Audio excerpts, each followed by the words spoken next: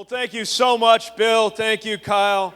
Thank you for your advocacy, your activism, your encouragement, and helping shape our disability policy to make sure that it speaks not only to our need to support our fellow Americans with disabilities, but I think even more importantly, to unlock what they have to offer and contribute in the workplace and in our communities. We're so proud of it, and it's better for your contribution. So Dubuque has a lot to be proud of in the work that you've been doing here.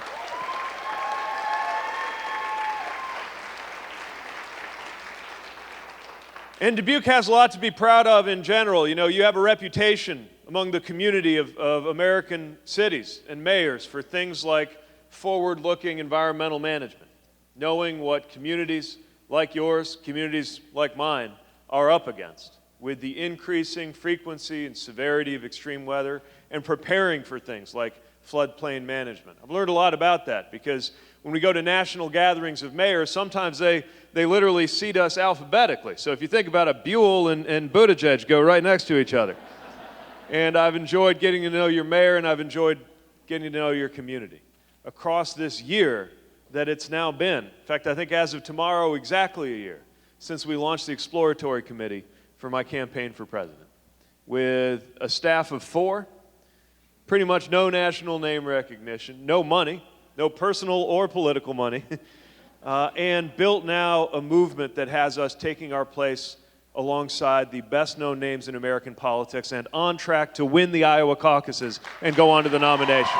Thank you for bringing us to this point.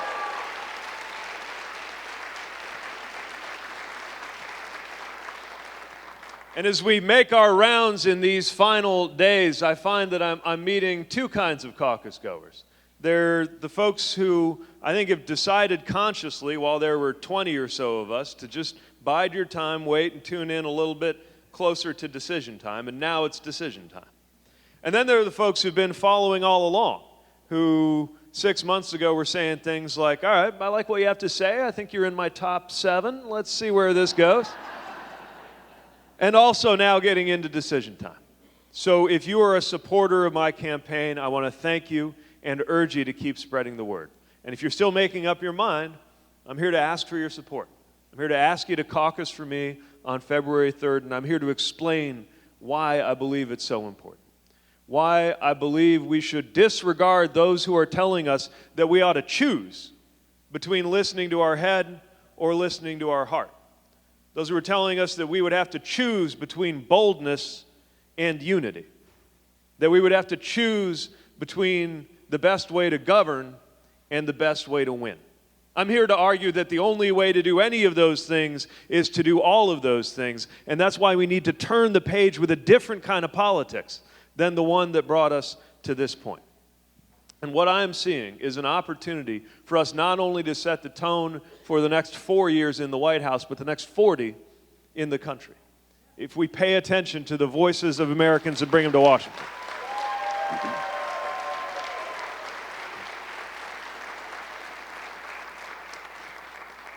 Now, it is critically important, don't get me wrong, that we get the politics of this right. But I also believe passionately that good policy is good politics, and that what we need to do more than anything is respond to the problems that got us here. So let me begin by asking you to envision in as much detail as you can what it's going to be like the first time that the sun comes up over the river here and Donald Trump is no longer the president of the United States. Let that image sink in.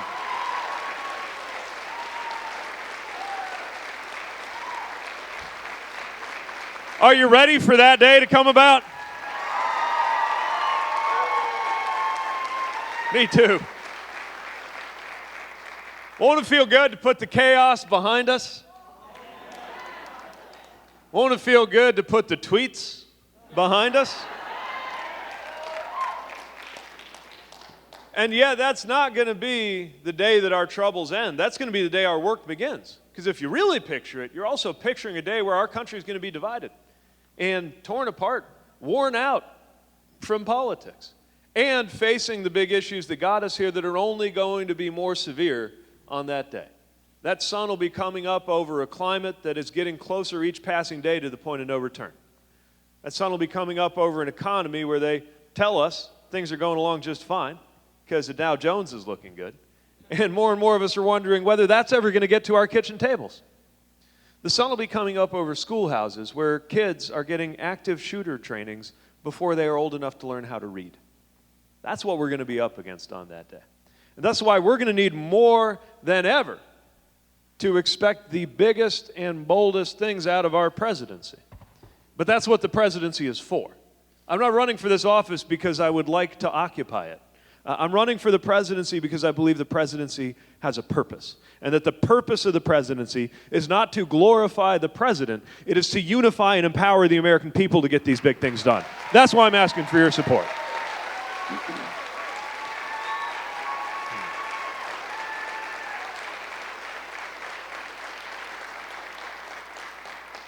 Now, I come at this from the perspective of somebody whose life has been shaped by politics. Somebody whose city was brought to the point of ruin by the decisions made in corporate boardrooms and in Washington that crushed our economy, but then fought our way back and are standing on our feet again.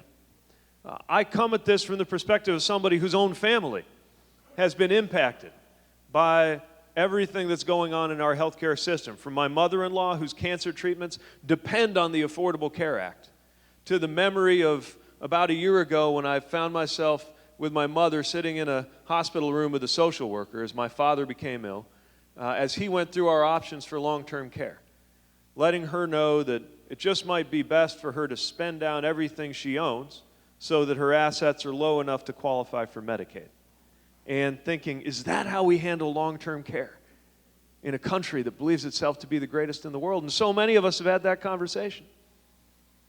I'm standing before you as somebody whose very household, whose marriage exists by the grace of one vote on the United States Supreme Court. All politics is personal for somebody.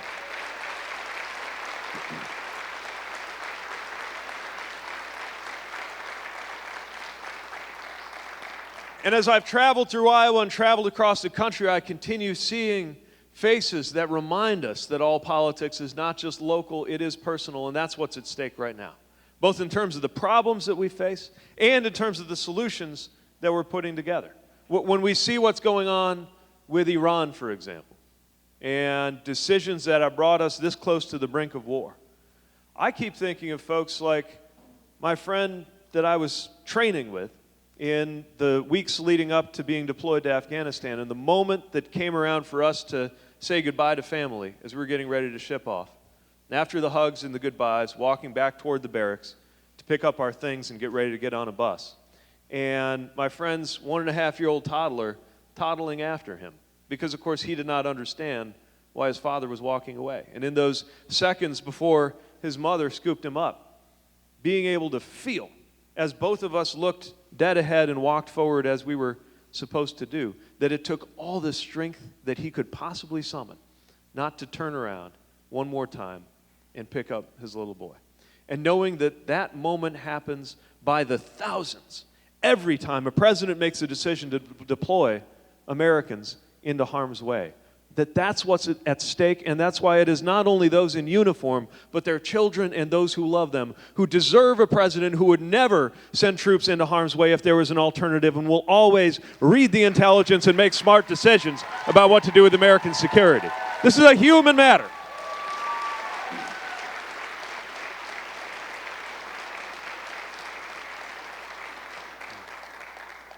When we look at the problems of what's going on at our border, the erosion of America's moral fiber with the inhuman treatment of people by this president, I think about our own community, having to look in the eyes of an 8-year-old boy in our city who I was trying to explain what was going to happen next after his father, who was a business owner, respected with nothing so much as a parking ticket against his name, was deported when he went in to check in with ICE like he was supposed to.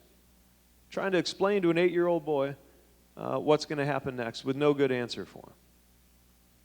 When we talk about the problems in our economy, I'm thinking about folks like the person I met in Bettendorf, a lifelong Republican actually, came to one of our events, works full-time, has a job, is good at it, but is driving for DoorDash because, as he put it, everybody's got to have a side job these days. Everybody's got to have a side job these days. As though we were living in a moment of national hardship and not a season of American plenty. That's what's at stake in getting these things right. Now, the good news is I'm also meeting people, right and left, who remind me of how we can get things right. I'm meeting minority entrepreneurs who are creating business opportunities and job opportunities for others. I'm meeting folks like the person last night who raised her hand fighting for better mental health care services for her son, recognizing that this is something that affects all of us.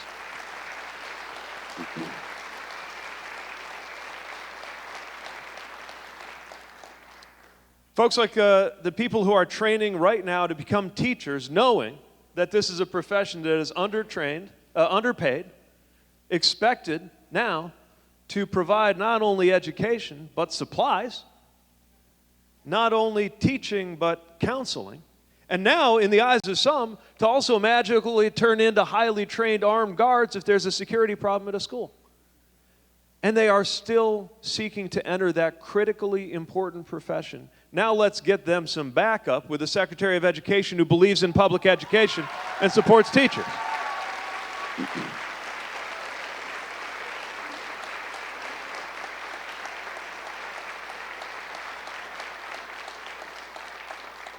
More than anything else, I am seeing the moral capacity of Americans that is not reflected in our White House, but could be, and when it is, this will become a better country. I saw it in Emmitsburg, where a girl, rural community, high school student, raised her hand to ask about family separation because she had had the experience a few years earlier of her father walking out on her family, which meant that even though she may have never been anywhere near the American border, she understood exactly what family separation is. And she had the moral capacity to put herself in the shoes of somebody a little more like that 8-year-old boy that I met in South Bend, even though her personal experience was so different. I see in the faces and in the actions of Iowans and of Americans the makings of a better America. The makings of the kind of America that we deserve. And I see it when someone like Bill steps up to be a voice for Kyle and make sure that anyone in power listens to what is needed to reform everything from workforce participation to benefit structures for Americans with disabilities. This is about people transforming the love they have for others into action. And that's what we have the opportunity to do in this campaign. Why wouldn't we make the most of this moment?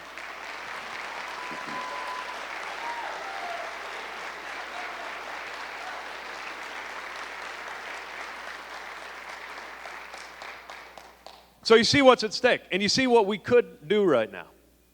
Coming together around our hopes for a better future. And I use the word hope intentionally because I know that it fell out of fashion a little bit in our politics to talk about things like hope. Not without reason, given the flow of hatred and division that is emanating from Washington right now. But you can't be part of this at all if you don't have some measure of hope. Hope propels us. I think there's a reason why they took the word hopeful, turned it into a noun, and used it as another word for candidates. You notice that in the news coverage? I'm a hopeful. I think that reflects the fact that running for office is itself an act of hope. And so is volunteering, so is being involved, so is caucusing and voting itself. You only do it if you believe that it will make our lives better to have the right hands on the pulleys and levers of American government, guided by the right values. And I see that hope in everybody who has taken the trouble to be here. And I'm asking you to spread whatever sense of hope propelled you into this room on a chilly weekday morning to others in your life who are this close to giving in to the sheer exhaustion that I think we all feel anytime we turn on the news. Because no matter what happens on the floor of the Senate, the beauty of being alive in America in the year 2020 is that this is the moment that it's up to us. It's in our hands, and we're going to change what's going on no matter what they do. So are we ready to take advantage of that opportunity and bring this country forward?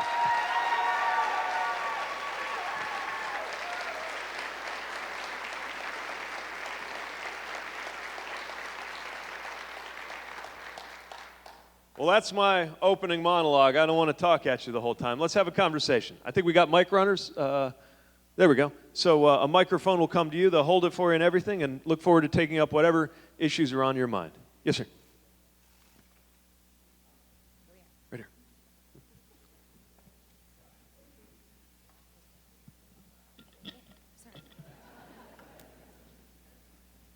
This spring we were at the Edmund Pettus Bridge and, reminded us of John Lewis and standing up for people who are just mean-spirited about voting rights. If we have another 4 years of our current president, two things that scare me are the packing of the courts and also the intentional ballot disruption. That's right. What do you think we can do? That's right.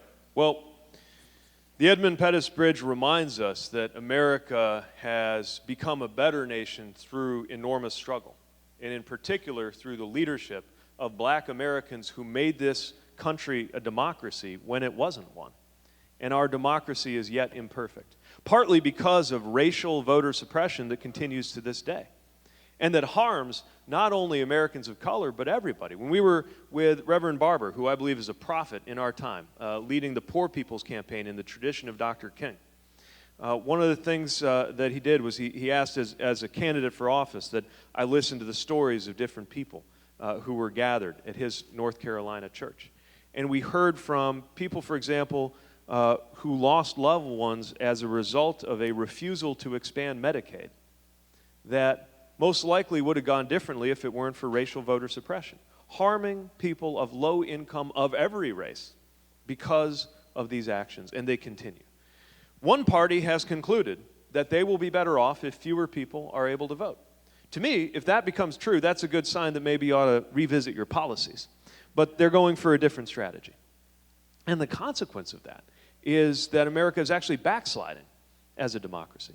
It's why we need a 21st Century Voting Rights Act to ensure that this kind of voter suppression cannot carry the day.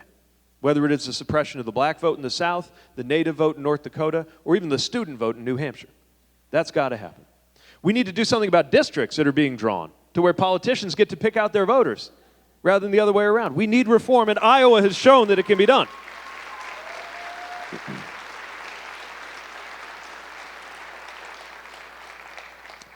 We do need to, in my view, we need to reform the very structure of the Supreme Court. We've done it about 6 times through American history. We're due for steps that would see to it that the Supreme Court does not become one more partisan battleground, or that every vacancy on the Supreme Court doesn't turn into one more apocalyptic ideological firefight in Congress, which is what happens now. I mean, look, if justices used to just retire like everybody else, if we've come to the point where they feel the need to time their departure from the bench, or even time their departure from the earth based on what party controls the presidency, something is wrong.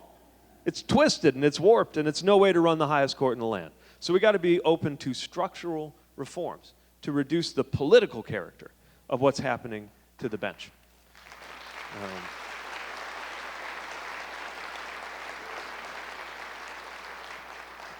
And I've gone so far as to argue, some folks think I'm really far out on this, but I believe that in an election, including future elections for president, we should give it to the person who got the most votes. And I believe that kind of reform, simplistic though it might sound, would make us more of a democracy. Yes. I have a suggestion and then a question. The suggestion is regarding student debt, and if there could be a discussion regarding the endowments of our great universities being utilized in some fashion, some percentage to pay down that debt. They're the beneficiaries of all the funding in the first place, so I believe they should participate in reduction of student debt. The second issue, my wife and I just entered the ranks of septuagenarian, and we are from time to time discussing end-of-life issues, dignity of death, death with respect. My wife calls it assistant transition, but when someone has to encounter a total loss of faculties and sensibility and so forth, if there is, if there could be a discussion, or if you have commentary on what may be done legislatively to assist elderly people in death. Yeah, I think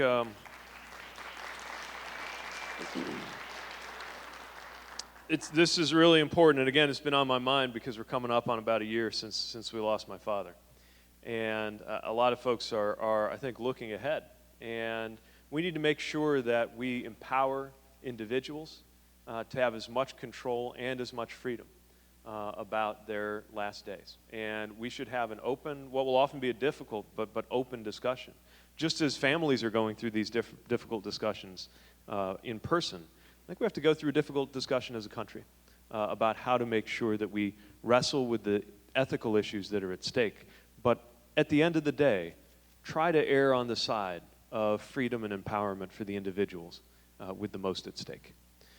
Now, we also need to make sure that we're doing a better job when it comes to pre-death, post-retirement experience of older Americans, because folks are living longer and longer.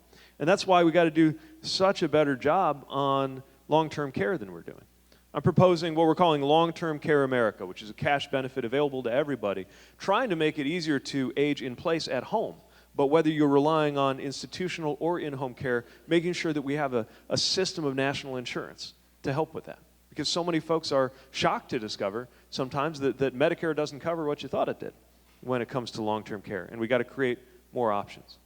And as to your point about education, I believe that's right. If we are creating a tax advantage for university endowments, we also need to ask that universities are doing their part when it comes to aid and college affordability. But yes, ma'am.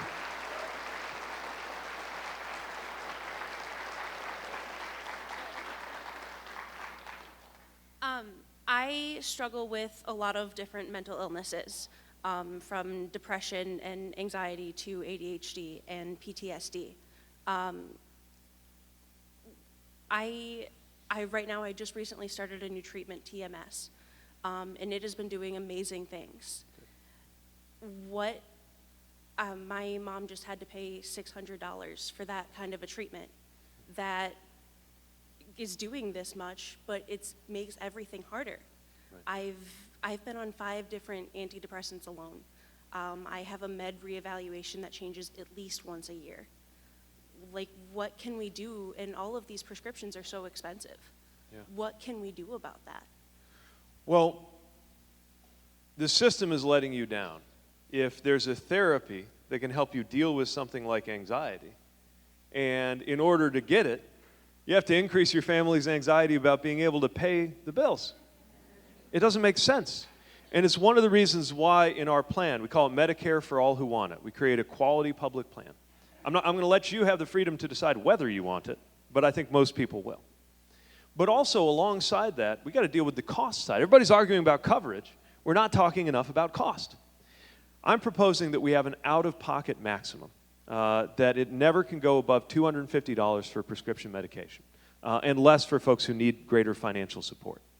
And the reason, and I think I'm the only candidate to do this, the reason that I'm saying it ought to be monthly is because I think most of us experience the economy not on a yearly basis. You know, a lot of folks, you're in this weird situation sometimes of having to defer a procedure or delay filling a prescription so that you hit your cap in the right month, right? It's not, it makes no sense medically. It's not based on anything except the way these caps are set up.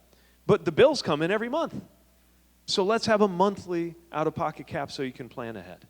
And that's just one example of the actions we got to take alongside the abundantly common sense step of allowing Medicare to actually negotiate drug prices with drug companies that would drive costs down.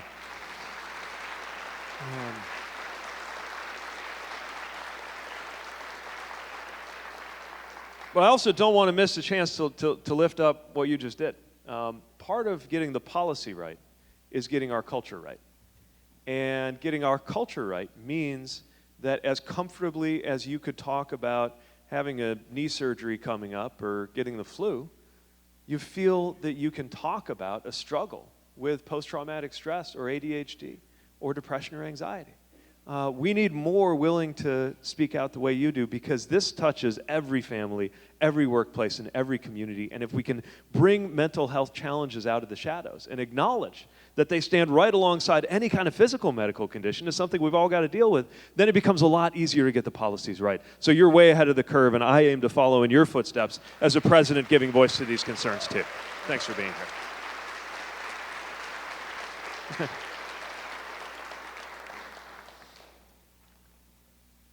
We're on healthcare. Yeah. My friend is aware of ALS here, and there's experimental drugs that could help her, but can't get to them. Do you have any way of, I guess, legislation helping to get that out there more?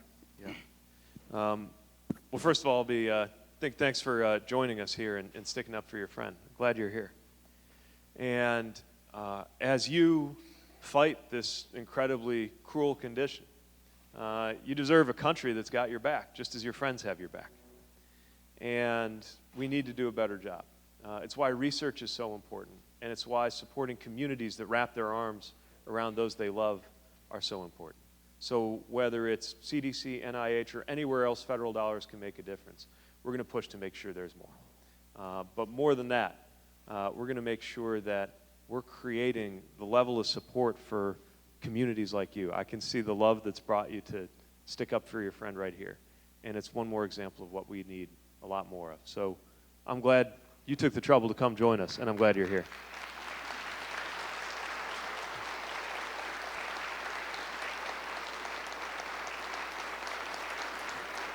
Excuse me, I just want to, would you be able to take a little time with us afterwards and spend a little time with us? Thank you. Thanks for being here. Thanks for fighting. Thanks so much. I'm glad you're here. Thank you.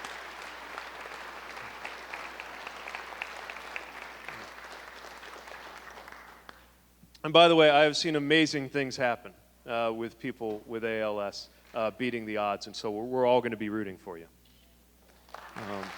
Yes, sir.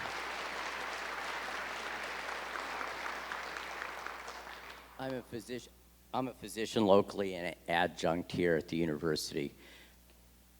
Universal coverage is imperative. I believe in that strongly. It's a concept. Medicare for All is a very specific business model. Yeah. There are other hybrid models that not only provide universal coverage, but also help to lower costs. Whereas Medicare for All, its biggest savings is just in administrative redundancy as a single payer system.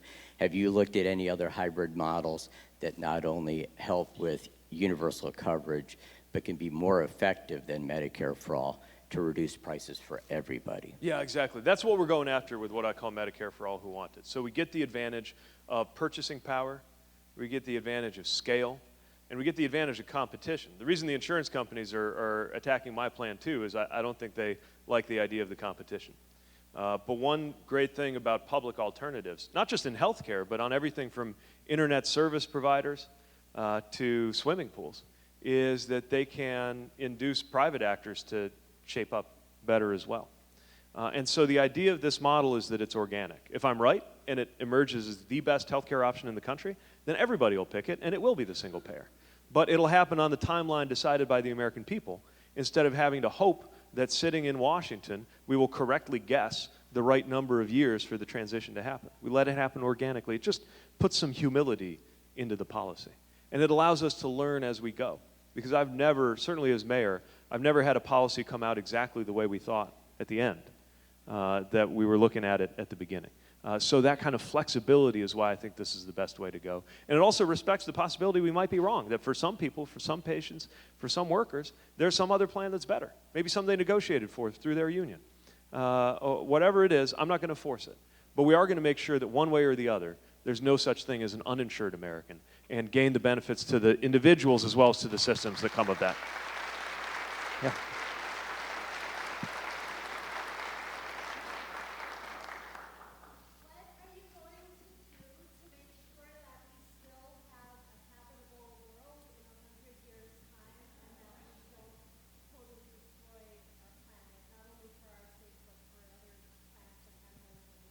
Yeah. You know, I'm thinking a lot about a 10-year-old who was at an event recently who pointed out, not too subtly, that he was going to be here, he hoped, in the year 2100, judging what all of us do right now, to make sure that he and his kids and grandkids can thrive. And as the youngest candidate in the field, I also feel like I have a lot at stake in the expectation that by mid-century, when we're all setting these goals for being a carbon-neutral economy, we'll know whether we made it or not. And in order to get there, we got to act now. Look, if the scientific deadline that they've laid out is 2030, that's what the IPCC says. We got to take certain huge steps by 2030 in order to have a shot. That means the political deadline is 2020. Because if we don't have a president who believes in climate science right away, we'll never be able to get this done in time. So we've got to act immediately to put together a national project to confront climate change. Now, some of the things are very clear on what we've got to do. We've got to double the amount of renewable energy going into the grid in about 5 years. Then we've got to make sure that not only light transportation, but eventually heavy transportation is net carbon neutral. Then we've got to get it done in industry as well. I've got a whole roadmap for how to do it. But let me be honest with you. Every candidate has some roadmap for how to get there in time. The question is any of it going to happen? Because we've been hearing the right talk about climate for the better part of the time I've been alive. And look where we are. And so what we have to do is change the politics around climate. This can't be another political tug of war. It's too important. It'd be like if there was a disagreement between one party and the other on whether to treat cancer. This is going to affect all of us. It already is. I don't have to tell Dubuque about that. So what we've got to do is make this a national project that summons the energies of every American, including a lot of folks who don't see how they fit in yet. I'm thinking about a kid in Shenandoah raised his hand asking how farm families could be part of the solution. And the truth is, that's a huge part of the solution because carbon-negative farming is a big part of how we actually take carbon out of the atmosphere. Soil management, cover crops, these are a huge part of the solution. Among some of the very same people who've been led to believe that accepting climate science would be a defeat for them. We actually need them at the cutting edge. Industrial workers in places like Dubuque and places like South Bend are going to be needed to be on the front lines of the different kind of technologies we're creating. And when I talk about green jobs, I'm not just talking about the more exotic stuff. Sometimes I think you picture a guy rappelling off one of those windmills. And that's a green job for sure. But you know what else is a green job? A union electrical worker or glazier or carpenter is going to be part of the building retrofits we've got to do. We're creating opportunity for some of the very same people who've been led to believe that it would be a defeat for them to acknowledge climate science. Young people, part of what I'm envisioning as part of a national service program, 1 million paid voluntary national service opportunities a year, is not just the virtue of being able to work together on something hard and get to know your fellow Americans like I did in the military, but also tackling really tough issues, and one of the biggest parts of that will be a climate corps, so that people feel how they're part of the solution. If we get that right, then when we as a country think about climate, we don't think of it in terms of doom or guilt, which are paralyzing emotions that I think actually make it harder to do anything at all. We think of it in terms of pride. It becomes one of those moments, the greatest one yet, where America has stepped up to conquer a colossal challenge. And think about this. At a moment when our credibility around the world is hanging by a thread, at a moment when countries are beginning to make plans for what to do in the post-American era where you can no longer rely on the United States to do the right thing, wouldn't it be a good moment for us to be seen not only doing the right thing at home, but leading the rest of the world in doing something about climate? So global climate diplomacy will be a big part of international relations on my watch. All right. Anybody up here? Yeah. Mr. Mayor, this will be our last question. Oh, all right. No pressure. Thanks. Okay, so hi, I'm a student here, Hi. and I've been to a couple town halls, Booker, Warren, Biden, and at every single one, I was probably one of 3 or 4 college students, and obviously there's a handful of us here now. So basically my question just is, how important is this generation in this election, and how important are we to you in a moment where our country is pretty torn? Yeah. Look, it's everything. I'll tell you why. First of all, the longer you're planning to be here, the more you have at stake in a bunch of decisions that are about to be made, right? Climate, obviously, is one that is going to shape. This is hard for me because I'd like to think of this as our generation, but I have to admit that I probably have to start using phrases like your generation now. As of the day before yesterday, well, never mind. But really, I mean, this is going to affect, I mean, it already is. It's going to affect you more and more. Things my party doesn't talk about as much, like the debt and the deficit, that have been used by Republicans sometimes as an excuse not to make investments. But now, under this president, it's $1 trillion deficit. Getting that right by making sure that corporations and the wealthy pay their fair share is going to be important so none of these financial time bombs go off on your watch. Things that are affecting young people like gun violence, shame on us if we allow there to be yet another school shooting generation. I was part of the first, you're the second, let's not let there be a third.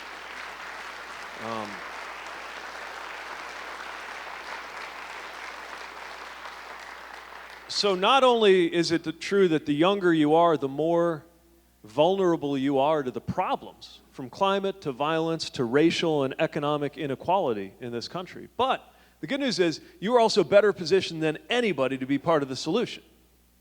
If you just look at history, it is young people who have been at the forefront of every important social change. And you see it now. I mean, the Time Person of the Year is somebody who wouldn't even be able to vote, right? Because of that moral energy.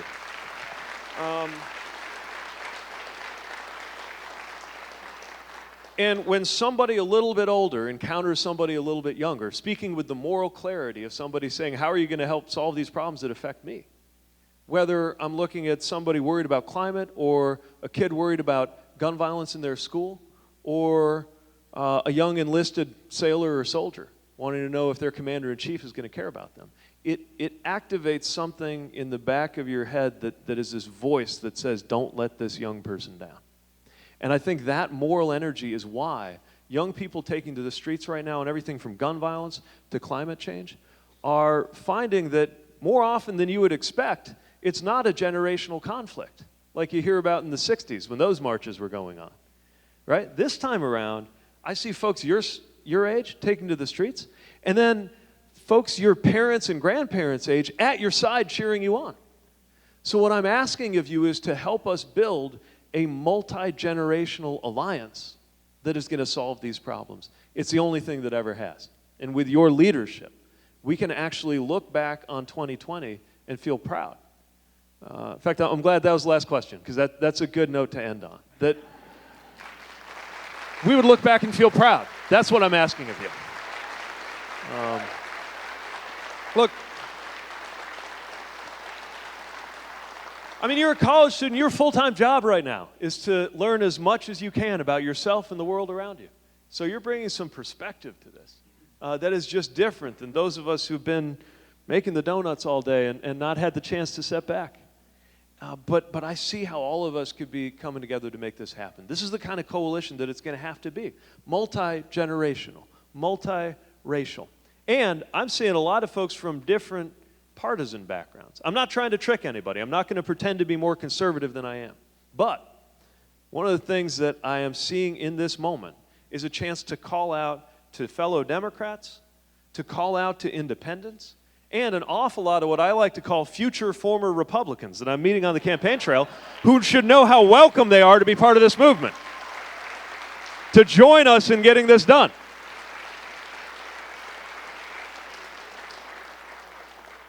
And that's what I'm asking you to be part of.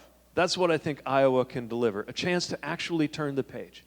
The greatest risk we could take in this all-important election is to try to go up against a president like this with the same Washington-style politics and mentality that helped bring us to this point. We've got to do something different, and this is our chance. And Iowa has a beautiful way of surprising people and making history. I was here knocking on doors in 2008, the day that Iowa changed what so many Americans thought was possible by propelling a young man with a funny name into the front of the presidential nomination process. You can do that.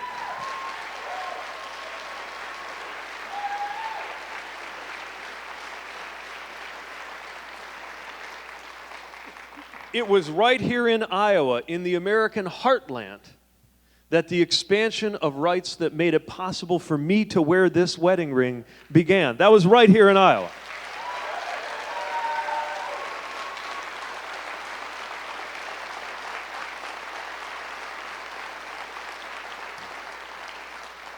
And so my hope is that in a few days, Iowa once again will be prepared to make history, to catapult the movement that seeks not only to win an election, but to win the era, that is determined not only to defeat this president, but to turn the page, that is set up not only to bring about that sunrise when Donald Trump is no longer in office, but to launch the era that's got to come next and move us through the fighting into a moment when the American experience is defined not by exclusion, but by belonging. That begins right here in Iowa on February 3rd, and I'm hoping you'll make it possible. If you make me the next president, I'll work every day to make you proud. Thank you for being here. Thank you for your support. Please spread that message around, and I'll be seeing you on the trail. Thank you.